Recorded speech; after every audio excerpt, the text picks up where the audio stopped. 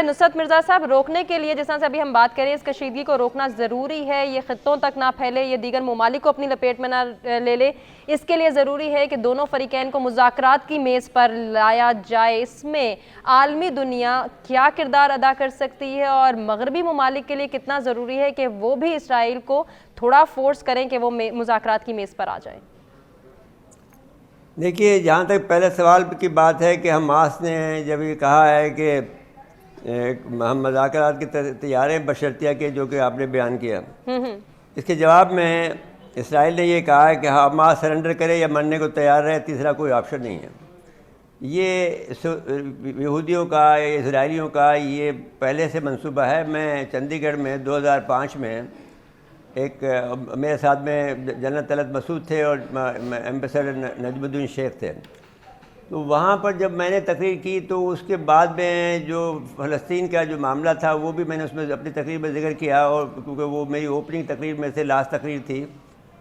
तो इसके बाद में जो तकरीर पे जो एक्चुअली सेक्शन शुरू हुआ, उसमें जो एडमिरल था एक इजरायली, उसने कहा कि ये इसका क्या तो फ़लस्तीन को ख़त्म कर दिया जाए, फ़लस्तीनी का जब तक आदमी वहाँ पर एक एक आदमी न मारा जाए उस वक्त तक ये मसला हल नहीं हो सकता।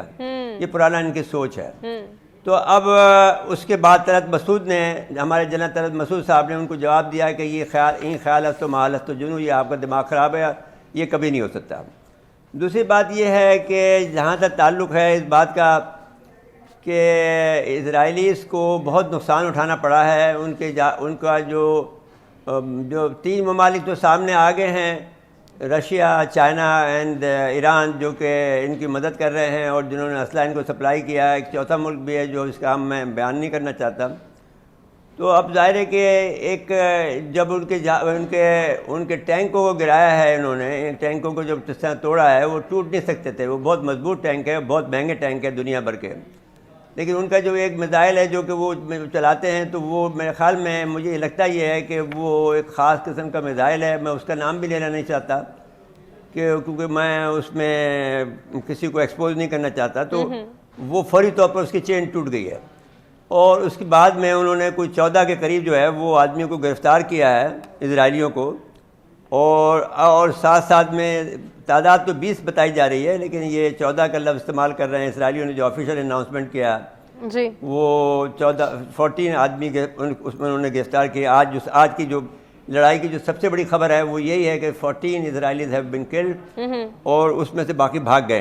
तो अब बहस ये है कि ये देखना पड़ेगा कि जो उनके पास, हमास के पास हथियार हैं वो ही मजबूर कर सकते हैं, न कि जैसा कि आप कहते हैं कि वेस्टर्न दुनिया जो है उनको मजबूर करेगी, सही, बल्कि ये उसकी मज़ाहमत होगी जो कि इजराइल को वो बातचीत में मजबूर करेगी। और अगर आप में किसी में भी जो भी ये ख्याल है, वो उनकी जो जितनी भी मदद कर सकता है, उन्होंने ये भी कहा है उनके उलमा कराम भी। एक बात भी मैं क्लियर कर दूं कि इमाम आज़म नहीं है, वो मुफ्ती आज़म ने जो बातें जो हमारे वकील साहब ने कही थी, मुफ्ती आज़म। ठीक हो गया मिर्ज़ा साहब, ठीक हो गया, आपका ओपिनियन भी आ गया।